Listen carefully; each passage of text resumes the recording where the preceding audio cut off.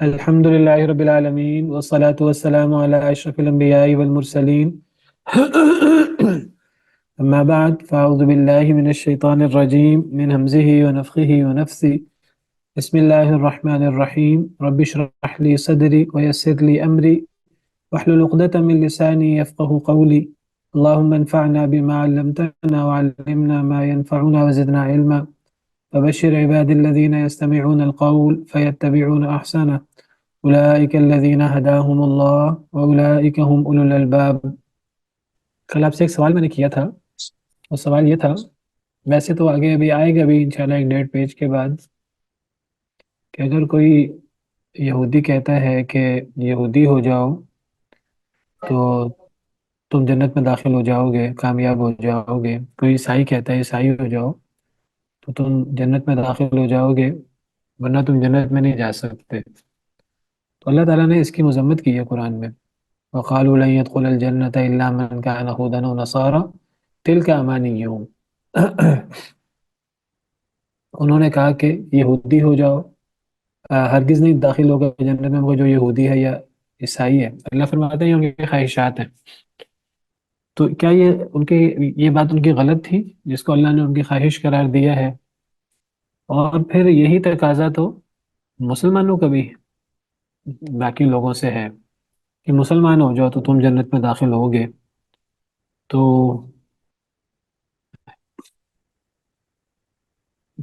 کیا آپ کا کمنٹس کیا ہیں اس بارے میں؟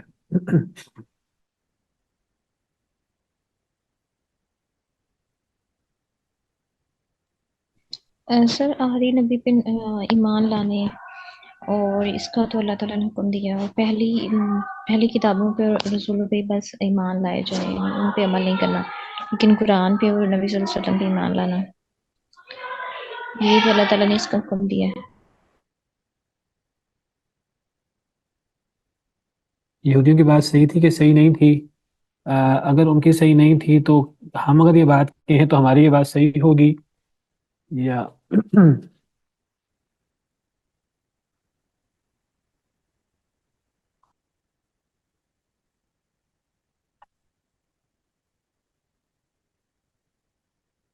اور کوئی؟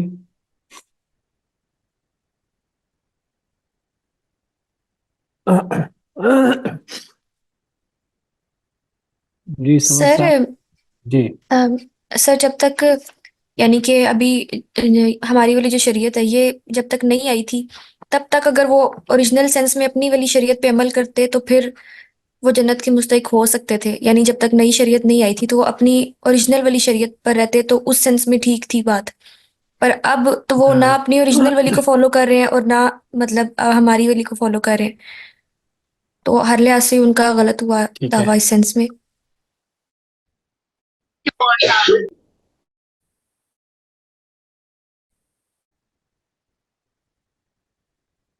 مسلمان یہ بات کہہ سکتے ہیں کہ جو مسلمان ہوگا وہ جنت میں جائے گا؟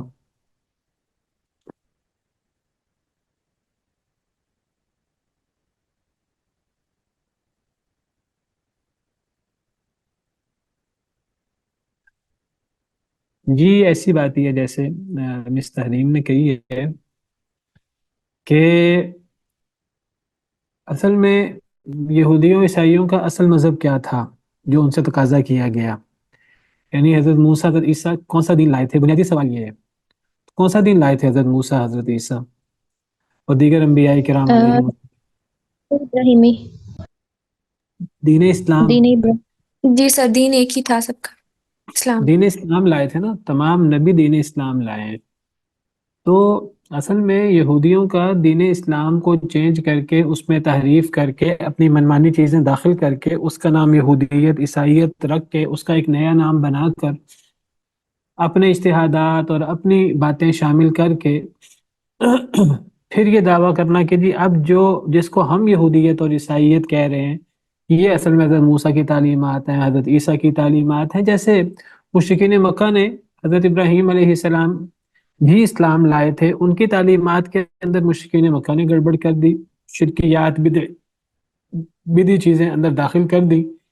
اب وہ مشرکین کہتے تھے کہ ہم دین ابراہیمی پر ہیں اور وہ کہتے تھے جو ہماری بات ہے وہ ٹھیک ہے، جو یہ کرے گا تو وہ جنتی ہے. تو وہ تو دین ابراہیمی نہیں تھا. یہودی جو جس یہودیت کی بات کر رہے ہیں وہ تو حضرت موسیٰ علیہ السلام کا دین نہیں ہے. عیسائی جس کرسچینٹی کی بات کر رہے ہیں وہ تو سیدنا عیسیٰ علیہ السلام کا دین نہیں ہے. تمام انبیاء کرام علیہ السلام کا دین سیدنا آدم علیہ السلام سے لے کر پیارے نبی صلی اللہ علیہ وسلم تک وہ ایک ہی ہے، وہ دین اسلام ہے. اور وہ ملتا جلتا آپس میں، اس کے بنیادی احکامات ایک جیسے ہیں. اس میں بعض باتیں ذیلی قسم کی وہ فرق ہو سکتی ہیں. تو تمام انبیاء کرام علیہ السلام کا دین ایک تھا، شریعتیں ان کی مختلف تھیں. تو شریعتیں وہ بعض ذیلی باتیں، مثلا نماز ہر شریعت میں تھی، ہر دین میں تھی، لیکن نمازیں کب پڑھنی ہیں، کتنی پڑھنی ہیں، تعداد، اس میں وہ شریعت کا مسئلہ ہے. روزوں کی تعداد کا مسئلہ، زکوٰۃ کے نصاب کا مسئلہ، حج کے طریقے میں کچھ تبدیلی ہو جائے تو یہ ذیلی احکامات چینج ہوتے رہتے ہیں. اصل میں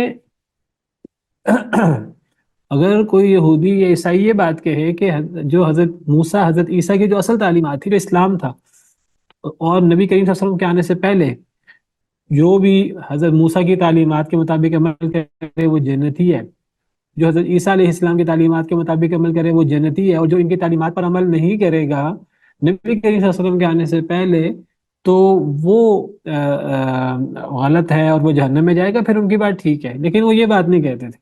انہوں نے اس کے اندر جو تحریف وغیرہ کر دی اور انہوں نے اپنی منمانی چیزیں شامل کر دی جس کو وہ یہودیت عیسائیت کہتے ہیں. اور وہ نبی کریم صلی اللہ علیہ وسلم کے دور میں، نبی کریم صلی اللہ علیہ وسلم کے آنے کے بعد، قرآن کے اترنے کے بعد اگر وہ یہ راگ الاپتے رہیں کہ جو یہودی ہے بس وہ جنتی ہے، یہودی کہیں، اور عیسائی کہیں، جو عیسائی ہے، اور یہودیت اور عیسائیت سے مراد ان کا اپنا بنایا ہوا دین، ان کا خود ساختہ تحریفات پر مبنی دین، ان کی خواہشات، وہ یہودیت اور عیسائیت ہے. وہ حضرت موسیٰ کا دین تو نہیں، حضرت عیسیٰ کا دین تو نہیں ہے. اور اگر پھر نبی صلی اللہ علیہ وسلم کے آنے کے بعد، ہم تو کہتے ہیں کہ نبی کریم صلی اللہ علیہ وسلم کے آنے کے بعد یہودیت عیسائیت تو چھوڑیں جو ان کا محرف شدہ دین ہے، اگر اصل دین بھی حضرت موسیٰ علیہ السلام کا، حضرت عیسیٰ کا آ جائے، اگر حضرت موسیٰ حضرت عیسیٰ خود آ جائیں تو ان کو بھی نبی کریم صلی اللہ علیہ وسلم کی پیروی کیے بغیر چارہ نہیں ہے. واضح ہے کہ نہیں؟ تو یہودیت اور عیسائیت یہ دین اسلام تھا ہی نہیں. یہ ایسے ہی ہے جیسے کہ آج اسلام کی کوئی منمانی تشریح کر دے، تو وہ اس کا کوئی نام رکھ لے. مثلا شیعہ حضرات ہیں، انہوں نے ایک اپنا بنایا ہوا ہے. اگر وہ کہیں کہ جو ہمارے اس مذہب کو قبول نہ کرے، ہماری تعلیمات کو قبول نہ کرے تو وہ جہنمی ہے، تو کیا یہ بات صحیح ہوگی؟ یہ بات صحیح نہیں ہے. اسی طرح ہمارے ہاں مختلف فرقے بنے ہوئے ہیں. کوئی فرقہ وہ کہے چونکہ ہم دین اسلام کے اصل ٹھیکیدار ہیں تو جو بندہ وہ ہمارے مذہب پر نہیں ہے، ہمارے مسلک پر نہیں ہے تو وہ جہنمی ہے اور وہ جنت میں نہیں جا سکتا. تو یہ بات غلط ہوگی. ہاں اگر کوئی یہ کہے کہ کتاب و سنت پر عمل کرنے والا جنتی ہے تو یہ بات ٹھیک ہے. تو دعوت جو ہے وہ کبھی بھی کسی مذہب کی، کسی مسلک کی، اپنی رائے کی طرف نہیں ہوتی. دعوت ہمیشہ اللہ کی طرف ہوتی ہے، اللہ کے دین کی طرف ہوتی ہے. تو یہودیت عیسائیت کے بارے میں اس قسم کے دعوے کرنا وہ غلط ہے. یہودیت عیسائیت اللہ کا دین ہی نہیں ہے. اور نبی کریم صلی اللہ علیہ وسلم کے آنے کے بعد یہ کہنا ہے جو یہودی ہے، جو عیسائی ہے، وہی جنت میں جائے گا. اگر اصل حضرت موسیٰ کا دین، حضرت عیسیٰ کا دین بھی آ جائے تو نبی کریم صلی اللہ علیہ وسلم کے آنے کے بعد اب نبی کریم صلی اللہ علیہ وسلم پر ایمان لائے بغیر آپ کوئی بندہ جنت پہ جا ہی نہیں سکتا. تو مسلمانوں کا یہ کہنا کہ اسلام اللہ کا سچا مذہب ہے اور اسلام قبول کرنے والا ہی جنت میں داخل ہوگا، یہ بات بالکل صحیح ہے. یہ بات اللہ نے قرآن میں فرمائی ہے، ان الدین عند اللہ الاسلام، اللہ کے نزدیک دین اسلام ہی ہے. اور اللہ فرماتے ہیں وَمَن يَبْتَغِ غَيْرَ الْإِسْلَامِ دِينًا فَلَن يُقْبَلَ مِنْهُ، جو اسلام کے علاوہ کوئی دین تلاش کرے اس سے قبول نہیں کیا جائے گا. وَهُوَ فِي الْآخِرَةِ مِنَ الْخَاسِرِينَ، اور وہ آخرت میں خسارہ اٹھانے والے میں سے ہوگا. اور نبی کریم صلی اللہ علیہ وسلم نے فرمایا کہ جو شخص بھی یہودی عیسائی میرے بارے میں سن لے، محمد صلی اللہ علیہ وسلم کے بارے میں، پھر وہ مجھ پر اور مجھ پر اترنے والی وحی پر ایمان نہ لائے تو وہ پھر جہنم میں داخل ہوگا۔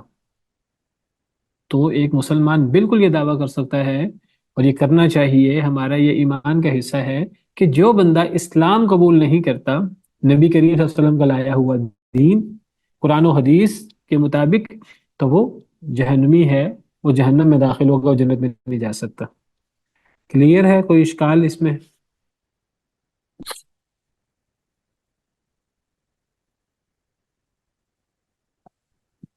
نو سر، کلیئر چلیں ہے جی، ہم سر۔ آگے اپنی بات شروع کرتے ہیں۔ اعوذ باللہ من الشیطان الرجیم، بسم اللہ الرحمن الرحیم۔ قل ان كانت لكم الدار الآخرة عند الله خالصة من دون الناس فتمنوا الموت ان كنتم صادقین۔ کہہ دیجئے اے نبی صلی اللہ علیہ وسلم، ان یہودیوں سے کہہ دیجئے، کیونکہ بات یہودیوں کی چل رہی ہے۔ ان كانت لكم الدار الآخرة، اگر ہے تمہارے لیے آخرت کا گھر، عند اللہ، اللہ کے پاس، خالصتا من دون الناس، خالص طور پر لوگوں کو علاوہ، جیسے یہودیوں کا دعویٰ تھا۔ یہودیوں کا دعویٰ یہ تھا کہ صرف یہودی ہی جنتی ہیں، اور جنت میں اور کسی نے نہیں جانا، جنت گویا کہ یہودیوں کو الاٹ ہوئی بھی ہے، اور کوئی یہودی وہ جہنم میں نہیں جا سکتا، وہ جنت میں ہی جائے گا۔ ہاں، جیسے ہم نے پیچھے پڑھا کہ اگر کچھ دن کے لیے جہنم میں جانا پڑا اپنے اعمال کے سبب، اپنی غلط کاریوں کے سبب، تو وہ کچھ دن کے لیے جہنم میں جائیں گے، ورنہ پھر جنتی ہوں گے۔ وقالوا لن تمسنا النار الا ایاما معدودہ، ہم نے پیچھے پڑھا، انہوں نے کہا ہمیں ہرگز نہیں آگ چھوئے گی، اگر چھوئے تو چند دن گنتی کے۔ اللہ نے اس کا رد کیا تھا، قل اتخذتم عند اللہ عہدا، کیا تم نے اللہ سے وعدہ لیا ہے؟ اللہ اس وعدے کی خلاف ورزی نہیں کریں گے، یا تم اللہ پہ جھوٹ کہتے ہو؟ تو اللہ نے پھر حقیقت بیان کی تھی۔ تو اب ایک اور انداز سے ان کی بات کا رد ہو رہا ہے۔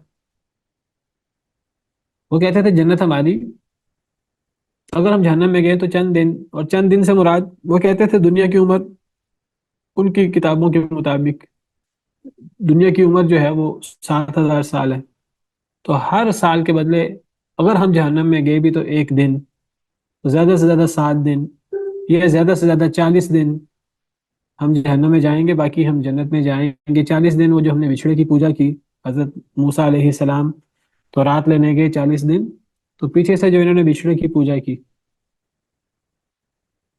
تو اللہ تعالیٰ فرماتے ہیں نبی صلی اللہ علیہ وسلم آپ ان سے پوچھئے، آپ ان سے کہیں اگر آخرت تمہارے لیے، اگر آخرت کا گھر تمہارا ہے اللہ کے پاس خالص طور پر لوگوں کو چھوڑ کر، اگر جنت صرف تمہیں ملنی ہے اور کسی کو نہیں ملنی، تو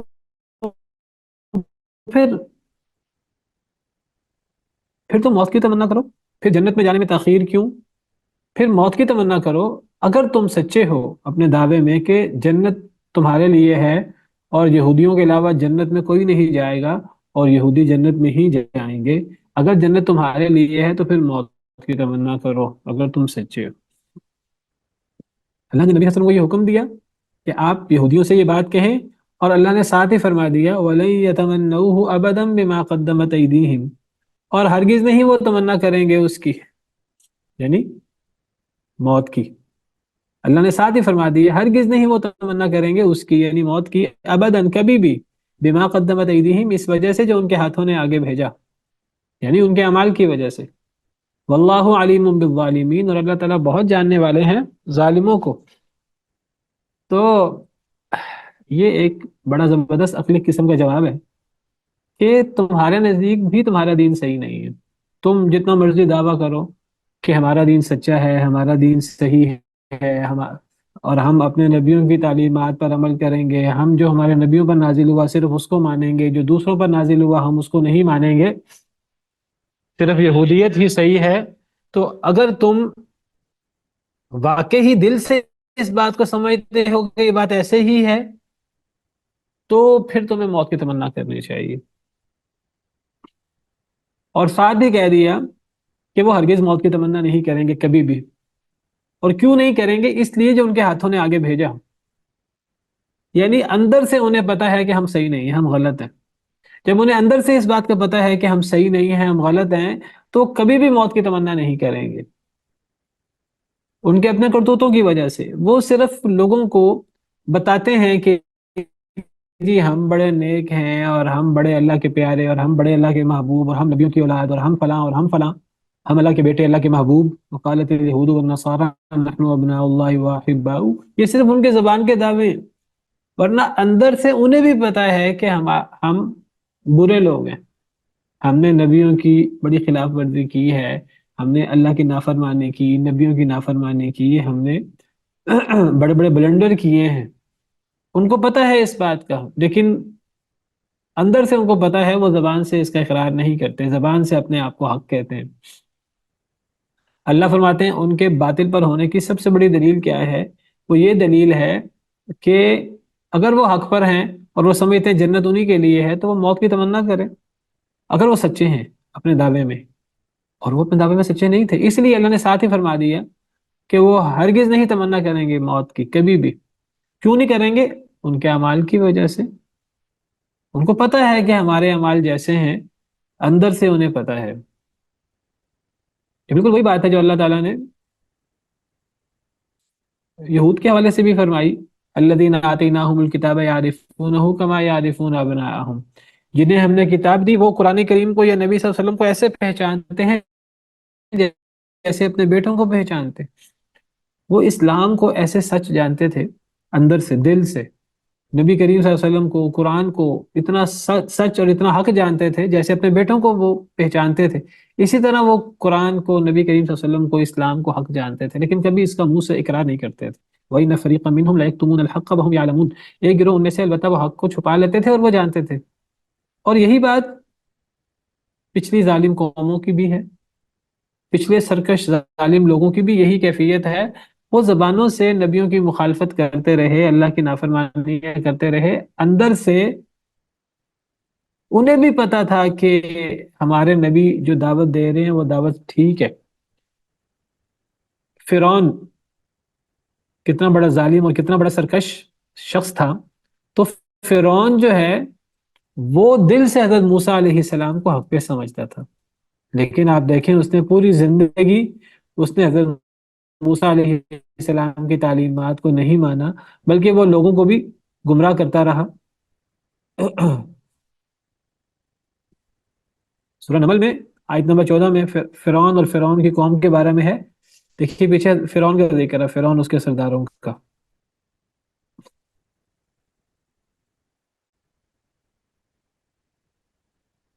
حضرت موسیٰ علیہ السلام کا ذکر ہے. حضرت موسیٰ علیہ السلام کو جو 9 نشانیاں دی گئی تھیں فرعون اور اس کی قوم کے لیے، ان 9 نشانیوں کا ذکر ہے. اللہ فرماتے ہیں جب ان کے پاس ہماری نشانیاں، ہماری آیتیں آئیں معجزے کے طور پہ، دلیل کے طور پر، انہوں نے ان کو ماننے سے انکار کر دیا. انہوں نے منہ سے کہا، ظاہر یہی کیا، انہوں نے کہا یہ جادو ہے. حضرت موسیٰ علیہ السلام کے معجزات کو ماننے سے انکار کر دیا. وجحدوا بها، انہوں نے انکار کیا ان کا، حضرت موسیٰ کے معجزات کا. واستيقنتها انفسهم، حالانکہ ان کی جانیں یقین کر چکی تھی، ان کے دل یقین کر چکے تھے. ان کے دل یقین کر چکے تھے کہ یہ حضرت موسیٰ اللہ کے سچے نبی ہیں، حضرت موسیٰ کی تعلیمات اللہ کی سچی تعلیمات ہیں، حضرت موسیٰ کے معجزات اللہ کے سچے معجزات ہیں. ان کو اندر سے پتہ تھا، ان کے دلوں کو، ان کی جانوں کو اس بات کا یقین ہو چکا تھا، لیکن انہوں نے انکار کو ظاہر کیا. اور کیوں ظاہر کیا؟ وجحدوا بها، انہوں نے انکار کیا ان نشانیوں کا، حالانکہ دل میں وہ یقین کر چکے تھے. کیوں انکار کیا؟ ظلما وعلوا، ظلم کرتے ہوئے اور تکبر کرتے ہوئے. یہی کام یہودیوں کا ہے. یہودیوں کی کہ نبی کریم صلی اللہ علیہ وسلم کو نہ ماننا یا قرآن کو نہ ماننا، اس کی وجہ یہ نہیں تھی کہ وہ لا علم تھے یا وہ جاہل تھے، ان کو پتہ نہیں تھا کہ یہ سچے نہیں ہیں، وہ دل سے آپ کو برا سمجھتے تھے. نہیں، وہ دل سے آپ کو حق سمجھتے تھے، وہ دل سے قرآن کو حق سمجھتے تھے، کیونکہ ان کی کتابوں میں بھی نبی کریم صلی اللہ علیہ وسلم کے بارے میں، قرآن کے بارے میں موجود تھا. لیکن وہ زبان سے اس بات کا اقرار نہیں کرتے تھے، زبان سے چھپاتے تھے حق کو. یہی حقیقت اللہ رب العالمین نے یہاں باقاعدہ اس ایکٹیویٹی کے ذریعے، یہ اس دلیل کے ذریعے اللہ نے یہی حقیقت واضح کی ہے۔ اللہ فرماتے ہیں کہ اے نبی صلی اللہ علیہ وسلم، آپ ذرا ان سے کہہ دیجئے تمہارا دعویٰ یہ آخرت تمہارے لیے ہے، اگر واقعی آخرت تمہارے لیے ہے تو پھر موت کی تمنا کرو اگر تم سچے ہو تو۔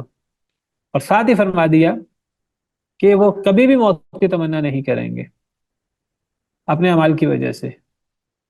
اگر وہ سمجھتے ہیں کہ جنت یہودیوں کی ہے اور ان کے اعمال ٹھیک ہیں تو پھر وہ موت کی تمنا کریں۔ اللہ فرماتے ہیں کبھی بھی موت کی تمنا نہیں کریں گے، ان کو اپنے اعمال کا پتہ ہے، ان کو اندر سے پتہ ہے کہ ہمارے اعمال غلط ہیں، ہمارے اعمال صحیح نہیں ہیں، انہیں خود بھی اس بات کا اقرار ہے دل سے، واللہ علیم بالظالمین، اور اللہ بھی جاننے والا ہے ظالموں کو۔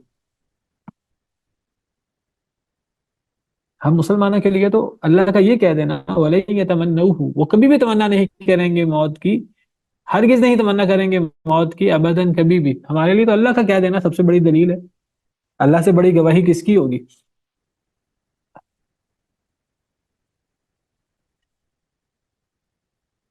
یہ گویا کہ بہت بڑی دلیل ہے۔ اللہ نے پہلے ہی فرما دیا کہ یہودیوں میں سے کوئی بھی موت کی تمنا نہیں کرے گا۔ اور قرآن کا معجزہ دیکھ لیجئے، اللہ نے فرمایا کہ اگر یہودی حق پر ہیں، اپنے آپ کو حق پر سمجھتے ہیں، جنتی سمجھتے ہیں، تو موت کی تمنا کریں اگر یہ سچے ہیں۔ اور اللہ نے ساتھ ہی فرما دیا کہ کبھی بھی کوئی یہودی موت کی تمنا نہیں کرے گا اپنے اعمال کی وجہ سے۔ اللہ تعالیٰ نے ایسی پیش گوئی کی کہ آج تک کبھی کسی یہودی نے موت کی تمنا نہیں کی، اللہ کے چیلنج کے باوجود۔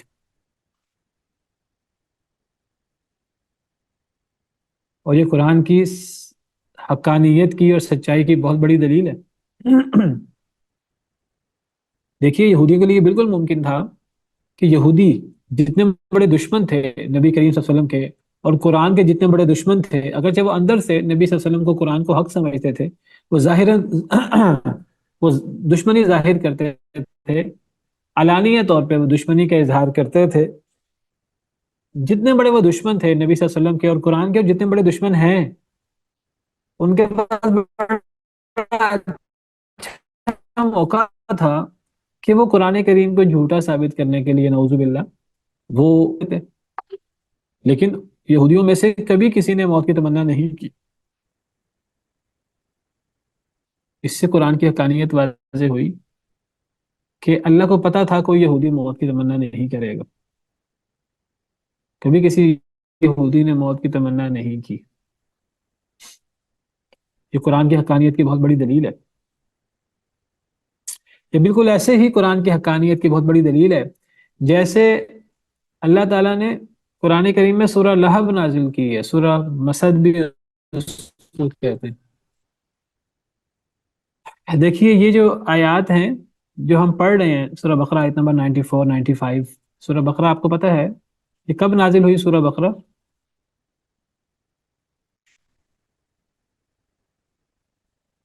کب نازل ہوئی؟ سر ہجرت کے بعد۔ سر مدینہ میں پہلی صورت نہیں تھی؟ جی مدینہ میں نازل ہونے والی سب سے پہلی صورت ہے۔ اور تب ہی یہودیوں سے اصل میں ٹاکرا ہوا تھا، واسطہ پڑا تھا۔ تو مدینہ منورہ میں نازل ہونے والی پہلی صورت، آپ دیکھیے اس کے بعد تقریباً 11 سال نبی کریم، 10 سال نبی کریم صلی اللہ علیہ وسلم حیات رہے ہیں۔ 10 سالوں میں کبھی یہودیوں نے موت کی تمنا نہیں کی۔ تو قرآن کی آپ پیش گوئی دیکھیں، قرآن کی حقانیت دیکھیں، یہ قرآن کی حقانیت کی کتنی بڑی دلیل ہے۔ اور میں ذکر کر رہا ہوں یہ بالکل ایسی دلیل ہے قرآن کی حقانیت کی جیسی سورہ لہب ہے یا سورہ مسد ہے۔ سورہ لہب اور سورہ مسد بھی قرآن کی حقانیت کی بہت بڑی دلیل ہے کہ اللہ تعالیٰ نے سورہ لہب میں فرما دیا تبت یدا ابی لہب و تب، کہ ابو لہب کے دونوں ہاتھ ٹوٹ جائیں اور وہ خود بھی تباہ ہو جائے، ما اغنى عنہ مالہ وما کسب، جی ما اغنى عنہ مالہ وما کسب، اس کو اس کے مال نے، جو اس نے کمایا اس نے فائدہ نہیں دیا۔ سیصلی نارا ذات لہب، ان قریب وہ داخل ہوگا آگ میں جو شعلے مارنے والی ہے، وہ بھی داخل ہوگا آگ میں، وامرأتہ، اور اس کی بیوی بھی، حمالۃ الحطب، جو لکڑیاں اٹھانے والی ہے۔ کیا مراد ہے لکڑیاں اٹھانے سے؟ وہ ایک الگ موضوع ہے۔ فی جیدہا حبل من مسد، اس کی گردن میں رسی ہوگی، مونٹ کی۔ یہ سورہ لہب ہے، اور سورہ لہب قرآن کریم کی نازل ہونے والی صورتوں میں سے ایسی صورت ہے جو بالکل شروع دور میں نازل ہوئی تھی، مکی دور میں، شروع دور میں۔ بعض علماء کہتے ہیں کہ یہ قرآن کریم کی نازل ہونے والی 5ویں صورت ہے، یہ بالکل مکی دور کے شروع میں نازل ہوئی، جب نبی کریم صلی اللہ علیہ وسلم نے بالکل ابتدا میں اپنے خاندان کو دعوت دی، اور آپ نے ان کو اکٹھا کیا دعوت پر، آپ نے ان کو کھانا کھلایا، اور پھر آپ نے اپنے خاندان والوں کو دعوت دی سب سے پہلے کہ آپ اسلام قبول کر لیں، لا الہ الا اللہ پڑھ لیں، آپ کامیاب ہو جائیں گے، دنیا آخرت میں کامیاب ہو جائیں گے۔ تو ابو لہب بدبخت کھڑا ہوا تھا اور اس نے کہا تھا تبا لک یا محمد علی ہذا جماعتنا، نبی صلی اللہ علیہ وسلم کو بدعا دی اس نے، اور کہا کہ آپ نے اس لیے ہمیں یہاں جمع کیا تھا۔ تو اس کے جواب میں قرآن کی یہ پوری صورت نازل ہوئی تھی، سورہ لہب، اور اس موقع پر اللہ نے ابو لہب کے بارے میں یہ کلمات فرمائے کہ اس کے دونوں ہاتھ ٹوٹ جائیں اور وہ خود بھی تباہ ہو جائے، اور پھر اللہ نے فرمایا تھا کہ وہ جہنمی ہے، وہ بھی اور اس کی بیوی بھی۔ اب ابو لہب کے لیے، اس کی بیوی کے لیے، جتنے بڑے وہ دشمن تھے، ام جمیل اس کی بیوی کا نام ہے، وہ جتنے بڑے دشمن تھے اسلام کے لیے، ان کے لیے بڑی آسانی تھی کہ وہ اپنے تئیں قرآن کو جھٹلانے کے لیے، نعوذ باللہ، وہ اپنے تئیں قرآن کو جھٹلانے کے لیے وہ جھوٹا اعلان کر دیتے، وہ اوپر اوپر سے کہہ دیتے کہ ہم مسلمان ہو گئے ہیں، اور وہ کہتے دیکھیں جی قرآن کا دعویٰ یہ ہے کہ ہم مسلمان نہیں ہوں گے، ہم کافر رہیں گے، جہنم میں جائیں گے، دیکھیں جی ہم نے تو مسلمان ہو کر قرآن کریم تو سچ ثابت نہیں ہوا۔ لیکن آپ دیکھیے کہ ان آیات کے نازل ہونے کے بعد کتنے سال ابو لہب زندہ رہا، نبی صلی اللہ علیہ وسلم کی ہجرت کے بعد وہ فوت ہوا ہے، مردار ہوا ہے، اتنے سال نہ اس کو ایمان کی توفیق ملی، نہ اس کی بیوی کو، اور وہ کفر پر فوت ہوئے، اور وہ جہنمی بنے قرآن کریم کے مصداق۔ اور یہ قرآن کریم کی حقانیت کی کتنی بڑی دلیل ہے کہ گویا کہ قرآن نے پیش گوئی کی کہ ابو لہب اس کی بیوی جہنمی ہے، گویا کہ قرآن کی پیش گوئی کا مطلب یہ تھا وہ مسلمان نہیں ہوں گے، اور انہوں نے اسلام کا اظہار نہیں کیا، انہوں نے دھوکہ دیتے ہوئے بھی، صرف ظاہری طور پر بھی اسلام کا اظہار نہیں کیا کہ وہ اپنے تئیں قرآن کو غلط ثابت کر دیتے۔ تو یہ قرآن کی حقانیت کی کتنی بڑی دلیل ہے۔ اسی طرح یہ آیت کریمہ، یہ آیات قرآن کی حقانیت کی کتنی بڑی دلیل ہے، واضح ہے؟ یس سر۔ اس پہ ایک سوال پیدا ہوتا ہے کہ یہودیوں نے موت کی تمنا کیوں نہیں کی؟ جیسے میں نے ابھی کہا، ابو لہب کے حوالے سے، ام جمیل کے حوالے سے، اس کی بیوی کے حوالے سے، یا یہود کے حوالے سے، بڑے اتنے سازشی ہیں یہودی، اتنے دھوکے باز ہیں، لوگوں کو دھوکہ دینے کے لیے پتہ نہیں کیا کیا وہ سازشیں کرتے ہیں، کیا کیا وہ چالیں چلتے ہیں، کیا کیا وہ منافقت کرتے ہیں۔ ایسے یہودی بھی ہیں جو منافقت کرتے رہے، ہم نے پڑھا ہے سورہ بقرہ کے شروع میں، یہودیوں کے بارے میں پڑھا ہے، وَإِذَا لَقُوا الَّذِينَ آمَنُوا قَالُوا آمَنَّا، جب وہ مسلمانوں سے ملتے تھے تو کہتے تھے ہم ایمان لائے، وَإِذَا خَلَا بَعْضُهُمْ إِلَىٰ بَعْضٍ، جب وہ آپس میں اکیلے ہوتے تھے تو کہتے تھے ان کو وہ خبریں کیوں بیان کرتے ہو کہ قیامت کے دن اللہ کے ہاں تم سے جھگڑا کریں گے۔ ہم نے یہود کے بارے میں پڑھا، یہودی کئی جگہ منافقت کا اظہار کرتے تھے، کسی یہودی نے منافقت کا اظہار کرتے ہوئے موت کی تمنا کیوں نہیں کی؟ جی، یہ قرآن کریم کا بہت بڑا معجزہ ہے، کسی یہودی نے منافقت کا اظہار کرتے ہوئے بھی موت کی تمنا نہیں کی کہ دیکھیں جی میں نے قرآن کا چیلنج قبول کر لیا ہے، حالانکہ وہ اتنے بڑے سازشی ہیں، کیوں کبھی کسی نے موت کی تمنا نہیں کی؟ سر جی کیونکہ اندر سے ان کو پتا تھا کہ اللہ تعالیٰ حق ہے، تو وہ ڈرتے تھے کہ کہیں ہم اپنے طور پہ ویسے ہی کہیں اور اللہ تعالیٰ سچ مجھ پہ نہ کر دیں ایسے۔ جی، بالکل بالکل ایسی بات ہے۔ اور دیکھیے یہ بھی قرآن کی حقانیت ہے، اور یہ چھوٹی حقانیت نہیں ہے، یہ بہت بڑی قرآن کی حقانیت کی دلیل ہے۔ بالکل ایسی بات ہے، یہود کو اندر سے پتا تھا کہ ہم غلط ہیں، ہمارے دعوے غلط ہیں، ہم اپنے آپ کو جنتی کہتے ہیں، ہم غلط کہتے ہیں، بکواس کرتے ہیں، اور ان کو اندر سے پتا تھا کہ اسلام سچا دین ہے، نبی کریم صلی اللہ علیہ وسلم اللہ کے سچے نبی ہیں، قرآن اللہ کی سچی کتاب ہے۔ وہ ایسے پہچانتے تھے قرآن کو، نبی صلی اللہ علیہ وسلم کو، جیسے اپنے بیٹوں کو پہچانتے تھے۔ انہیں پتا تھا کہ اگر ہم میں سے کسی نے موت کی تمنا کر دی تو اللہ کا عذاب نہ آ جائے، کیونکہ یہ موت کی تمنا کرنا یہ کیا ہے؟ یہ اصل میں آپ سمجھیے مباہلے کی طرح کی صورت ہے، یہ مباہلے کی طرح کی صورت ہے، یہ بالکل ایسی صورت ہے کہ جس طرح نبی کریم صلی اللہ علیہ وسلم نے عیسائیوں کو مباہلے کی دعوت دی تھی، قرآن میں اس کا ذکر ہے، فمن حاجك فيه من بعد ما جاءك من العلم فقل تعالوا ندعو أبناءنا وأبناءكم ونساءنا ونساءكم وأنفسنا وأنفسكم ثم نبتهل فنجعل لعنة الله على الكاذبين۔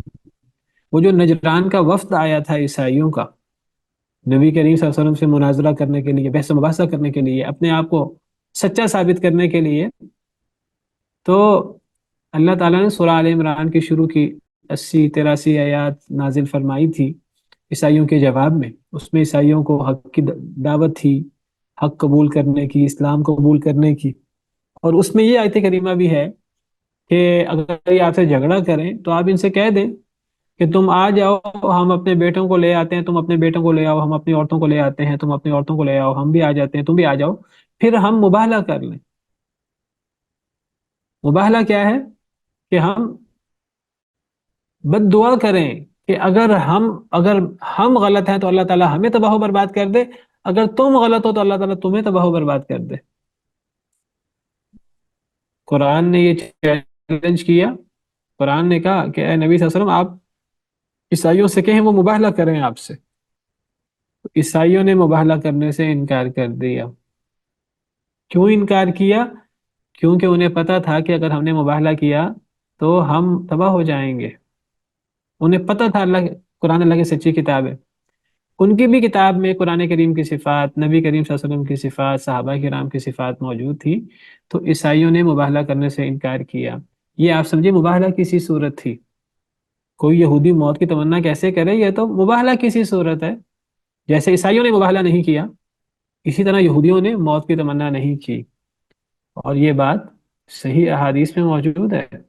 نبی کریم صلی اللہ علیہ وسلم نے فرمایا کہ اگر یہ یہودی موت کی تمنا کرتے تو کیا ہوتا؟ نبی صلی اللہ علیہ وسلم کی حدیث سن لیجئے، صحیح حدیث ہے۔ آپ نے فرمایا حضرت ابن عباس راوی ہیں، حضرت ابن عباس کا قول ہے وَلَوْ أَنَّ الْيَهُودَ تَمَنَّوُا الْمَوْتَ لَمَاتُوا وَرَأَوْا مَقَاعِدَهُمْ فِي النَّارِ۔ اگر یہودی موت کی تمنا کرتے تو وہ مر جاتے موقع پر، اور وہ جہنم میں اپنا ٹھکانہ دیکھ لیتے۔ وَلَوْ خَرَجَ الَّذِينَ يُبَاهِلُونَ رسول اللہ صلی اللہ علیہ وسلم، اور اگر نکلتے وہ لوگ جو نبی کریم صلی اللہ علیہ وسلم سے مباہلہ کر رہے تھے۔ کون؟ عیسائیوں کا وفد۔ قرآن نے ان کو چیلنج کیا مباہلے کا، نبی کریم صلی اللہ علیہ وسلم نے انہیں چیلنج کیا قرآن کے حکم پر، وہ نکلے نہیں، انہوں نے انکار کر دیا ہم مباہلہ نہیں کریں گے۔ حضرت ابن عباس فرماتے ہیں کہ اگر وہ نکلتے نبی کریم صلی اللہ علیہ وسلم سے مباہلہ کرنے کے لیے لَرَجَعُوا لَا يَجِدُونَ مَالًا وَلَا أَهْلًا، وہ اس حالت میں لوٹتے کہ نہ ان کے پاس مال ہوتا، نہ ان کے ساتھ گھر والے ہوتے، ان کا مال بھی تباہ ہو جاتا، ان کے گھر والے بھی تباہ ہو جاتے، یعنی موقع پر عذاب آ جاتا۔ یہی بات سیدنا ابن عباس رضی اللہ تعالیٰ عنہ نے یہود کے حوالے سے فرمائی، کہ جو اللہ نے قرآن میں چیلنج کیا یہود کو، اگر تم سچے ہو تو موت کی تمنا کرو۔ یہود کو اس بات کا پتہ تھا کہ اگر ہم موت کی تمنا کریں گے یہ مباہلے کی صورت ہے، اگر ہم موت کی تمنا کریں گے تو ہم موقع پر ہم پر اللہ کا عذاب آ جائے گا، اس لیے کسی یہودی نے موت کی تمنا نہیں کی۔ اب مجھے بتائیے کہ قرآن کی حقانیت کی کتنی بڑی دلیل ہوئی۔ قرآن کی حقانیت کی دلیلوں میں سے قرآن کے مستقبل کے وعدے، جن میں یہ وعدے شامل ہیں، سورہ الحب اور یہ آیت کریمہ۔ قرآن کی حقانیت کی دلیل سابقہ قرآن کی حکایات، قرآن جو قصے بیان کرتا ہے سابقہ نبیوں کے، بالکل سچے۔ تورات و انجیل میں بھی وہ قصے موجود ہیں، اور پھر قرآن نے بہت سی پیش گوئیاں بھی کی ہیں، جیسی پیش گوئیاں کی ویسی پوری بھی ہوئی۔ تو فرمایا کہ وہ کبھی بھی موت کی تمنا نہیں کریں گے، اس لیے کہ جو ان کے ہاتھوں نے آگے بھیجا۔ واللہ علیم بالظالمین، اور اللہ جاننے والا ہے ظالموں کو۔ یہ تو خود پتہ ہے ہم غلط ہیں، اور اللہ کو تو پتہ ہی ہے۔ وَلَتَجِدَنَّهُمْ أَحْرَصَ النَّاسِ عَلَى حَيَاةٍ، اور البتہ آپ ضرور پائیں گے انہیں سب سے زیادہ حریص لوگوں میں سے زندگی پر۔ وَمِنَ الَّذِينَ أَشْرَكُوا، اور ان لوگوں میں سے جنہوں نے شرک کیا۔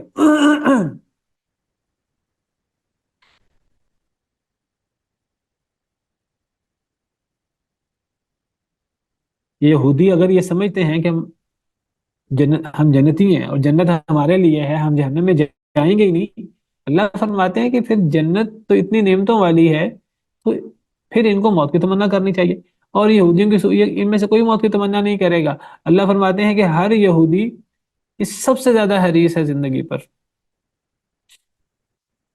یود احدہم لو یعمر الف سنہ، پسند کرتا ہے ان میں سے کوئی ایک، کاش کہ اسے عمر دی جائے الف سنہ، 1000 سال۔ ہر یہودی کی خواہش ہے کہ کم از کم اسے 1000 سال کی عمر دی جائے،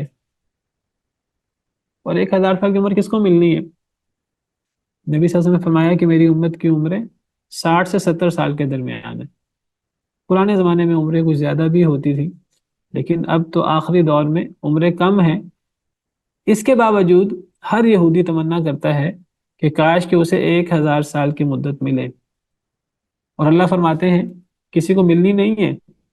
اللہ فرماتے ہیں وما هو بمزحزحہ، اور نہیں ہے وہ بچانے والی اس کو، یہودی کو، کیا چیز؟ اگر وہ یعنی یہ 1000 سال کی عمر جو وہ خواہش رکھتا ہے کہ مجھے 1000 سال کی مدت مل جائے، میں 1000 سال زندہ رہوں، اللہ فرماتے ہیں اگر اسے 1000 سال کی مدت دے دی جائے تو یہ 1000 سال کی مدت بھی نہیں بچا سکتی اس کو، اس یہودی کو، من العذاب، عذاب سے، ان یعمر، یہ کہ وہ عمر بھی دیا جائے۔ اگر وہ اپنے خواہش کے مطابق اسے 1000 سال کی عمر دے بھی دی جائے، اللہ نے دینی نہیں ہے کسی کو 1000 سال کی عمر، اگر اللہ بالفرض دے بھی دیں تو 1000 سال کی عمر کے بعد بھی یہ اللہ کے عذاب سے نہیں بچ سکتے، جہنم سے نہیں بچ سکتے۔ واللہ بصیر بما یعملون، اللہ تعالیٰ دیکھنے والے ہیں ساتھ اس کے جو وہ عمل کرتے ہیں۔ یہودی جتنے بدبخت ہیں تو اللہ کی طرف سے انہیں ڈھیل ہے۔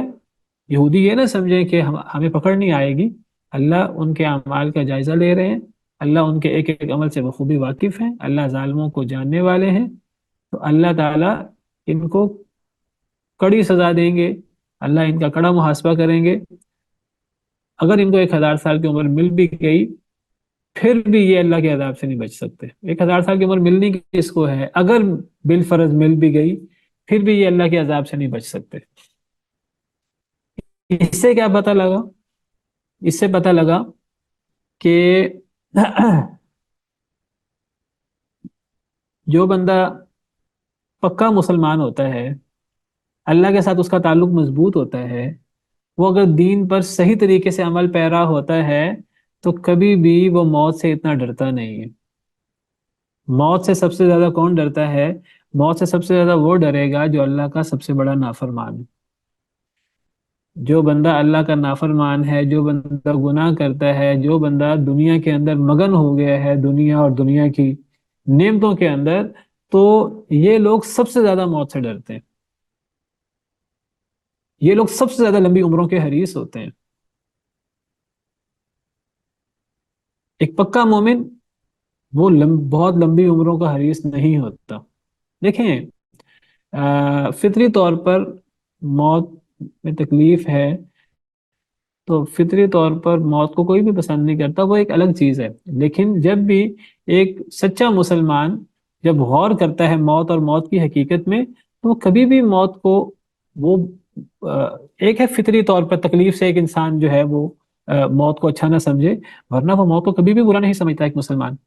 ایک مسلمان تو بلکہ وہ جب بھی غور کرے کہ موت کے بعد کیا ہے، ایک دین پر صحیح عمل کرنے والا، اللہ سے ڈرنے والا، وہ جب غور کرتا ہے کہ یہ موت اصل میں حائل ہے مجھ میں اور اخروی زندگی میں، اور وہ جب دین پر صحیح طریقے سے عمل کرنے والا ہوتا ہے، اللہ کے لیے قربانیاں دینے والا ہوتا ہے، اس کو اپنی اخروی زندگی میں جب اللہ سے اچھی امید ہوتی ہے، اللہ کی نعمتوں کی امید ہوتی ہے، اللہ کے دیدار کی امید ہوتی ہے، جنت اور جنت کی نعمتوں کی امید ہوتی ہے، تو وہ موت کو برا نہیں سمجھتا، بلکہ وہ تو سمجھتا ہے کہ دنیا اور دنیا کی آزمائشوں سے نجات مرنے کے بعد ہی مل سکتی ہے۔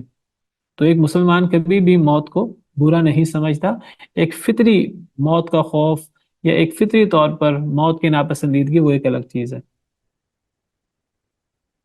یہی بات صحابہ کرام نے، جب صحابہ کرام کا ٹکراؤ ہوا رومیوں کے ساتھ، اور رومیوں نے صحابہ کرام سے پوچھا کہ تم لوگ اتنی بے جگری کے ساتھ کیسے جہاد کرتے ہو، تم لوگ تھوڑے بھی ہوتے ہو پھر بھی تم غالب آ جاتے ہو، تم لوگ عجیب طریقے سے لڑائی کرتے ہو، تمہارا ایمان بڑا مضبوط ہے، تمہیں موت سے ڈر نہیں لگتا؟ تو صحابہ کرام کے جو سفیر تھے انہوں نے یہی بات فرمائی تھی. انہوں نے کہا اصل میں تم جتنا زندگی سے محبت کرتے ہو ہم اس سے زیادہ شہادت سے محبت کرتے ہیں.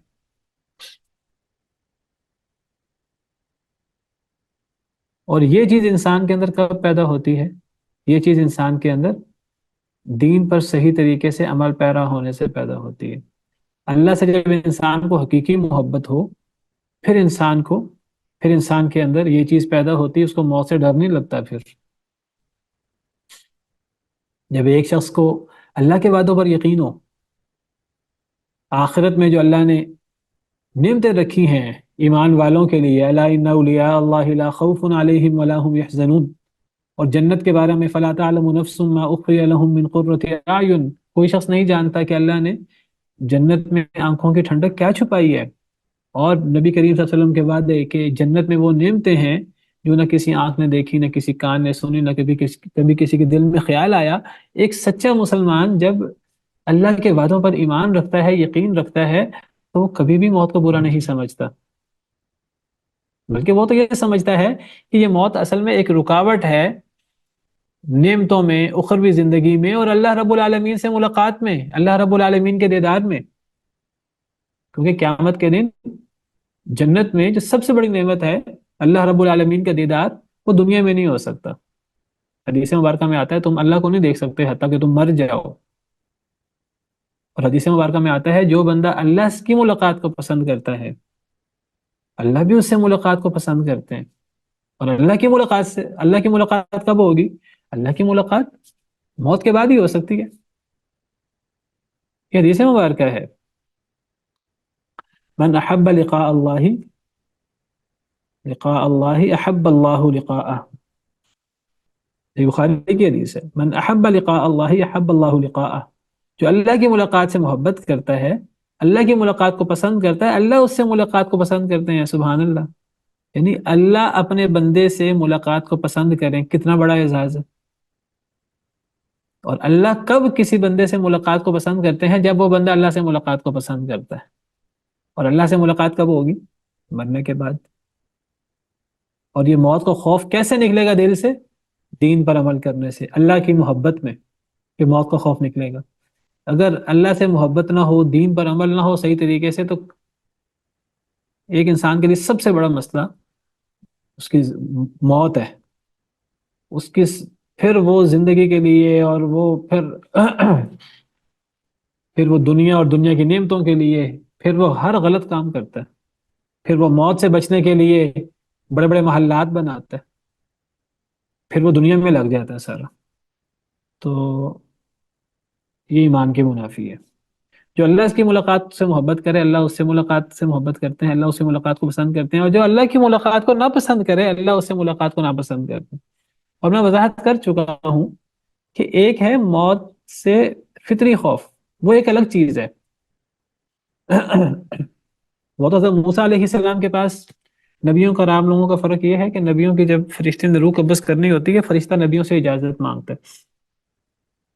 تو حضرت موسیٰ علیہ السلام کے پاس جب موت کا فرشتہ اجازت مانگنے گیا کہ آپ کی روح قبض کر دی جائے، تو حضرت موسیٰ علیہ السلام نے تھپڑ مار دیا اسے، اور اس کی آنکھ پھوٹ گئی. آپ نے حدیث مبارکہ سنی ہوگی. کچھ لوگ اس حدیث مبارکہ پہ اعتراض کرتے ہیں جو حضرت موسیٰ علیہ السلام ایسے کیسے کر سکتے ہیں؟ صحیح حدیث ہے، صحیح بخاری وغیرہ کی حدیث. اصل میں یہ ایک فطری طور پر موت کو ناپسند انسان کرتا ہے. یہ وہ چیز ہے جب حضرت موسیٰ، جب وہ فرشتہ اللہ کے پاس گیا اور کہا اے اللہ آپ نے مجھے کس کے پاس بھیجا ہے؟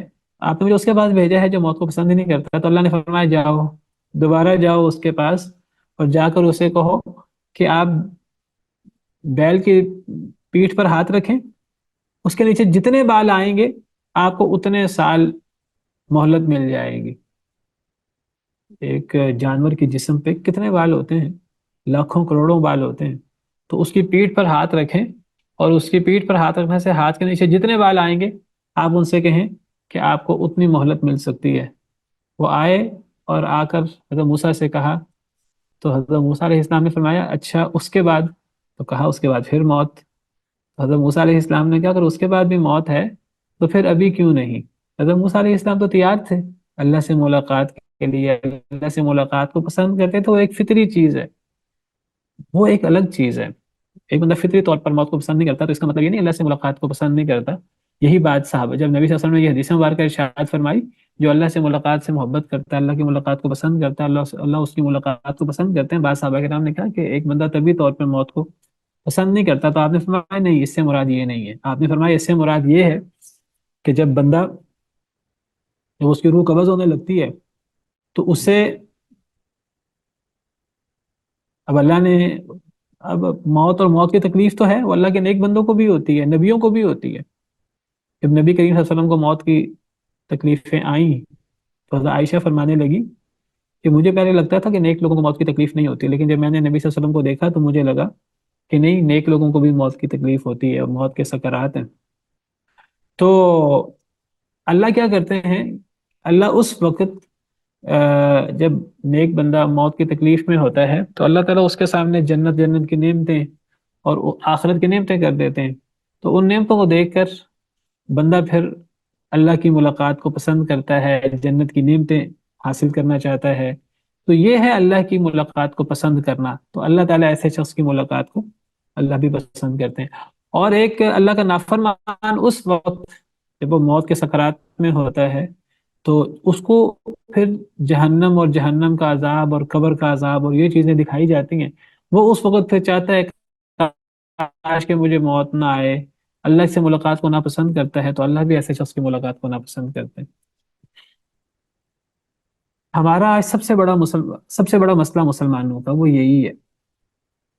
مسلمانوں کا آج مسئلہ کیا ہے؟ مسلمان آج موت سے نفرت کرتے ہیں، آج زندگی سے محبت کرتے ہیں، وہ دنیا میں رہنا چاہتے ہیں، وہ دنیا اور دنیا کی نعمتیں حاصل کرنا چاہتے ہیں. یہ ہمارا آج سب سے بڑا مسئلہ ہے. نبی کریم صلی اللہ علیہ وسلم نے فرمایا، پیش گوئی کی آپ نے فرمایا ایک وقت آئے گا کہ مسلمان کفار کے سامنے ایسے ہوں گے جیسے ایک دسترخوان پر لوگ کھانے پر ٹوٹ پڑتے ہیں، کفار اس طرح مسلمانوں پر ٹوٹ پڑیں گے. تو صحابہ کرام نے عرض کیا، اے اللہ کے رسول ایسا کب ہوگا؟ کیا ہم بہت تھوڑے رہ جائیں گے؟ تو نبی صلی اللہ علیہ وسلم نے فرمایا نہیں، تم تھوڑے نہیں ہوگے، تم بہت زیادہ ہوگے. لیکن غصہ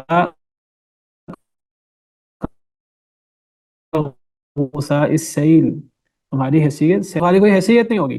تو صحابہ کرام نے عرض کیا، اللہ کے رسول ایسا کب ہوگا، کیسے ہوگا، اس کی وجہ کیا ہوگی؟ تو نبی صلی اللہ علیہ وسلم نے کیا فرمایا، اس کی وجہ کیا ہوگی؟ حدیث کس کو یاد ہے؟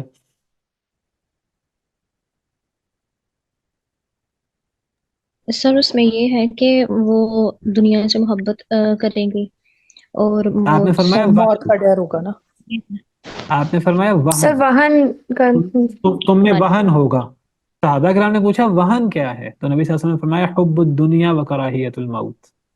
یہ ہے وہ چیز جس طرح یہاں یہودیوں کے حوالے سے بات ہو رہی ہے، اسی وجہ سے یہودی سب سے زیادہ موت سے نفرت کرتے ہیں والعیاذ باللہ. اور ان میں سے ہر شخص چاہتا ہے کہ اس کو 1000 سال کی کم از کم عمر ملے. اللہ کہتے ہیں اگر مل بھی گئی عذاب سے کیسے بچو گے؟ والعیاذ باللہ. آج ہم مسلمان جو ہیں وہ دنیا چاہتے ہیں، دنیا کی رنگینیاں چاہتے ہیں. اگر اللہ معاف کرے لمبی عمر مل بھی گئی تو کیا بچ جائیں گے اللہ کے عذاب سے؟ اللہ معاف کرے، اللہ کے عذاب سے نہیں بچ سکتے. تو اس لیے خیر اسی میں ہی ہے کہ انسان اللہ کی طرف رجوع کرے، انسان اپنی آخرت کو یاد کرے اور موت کے خوف سے اپنے آپ کو نکالے.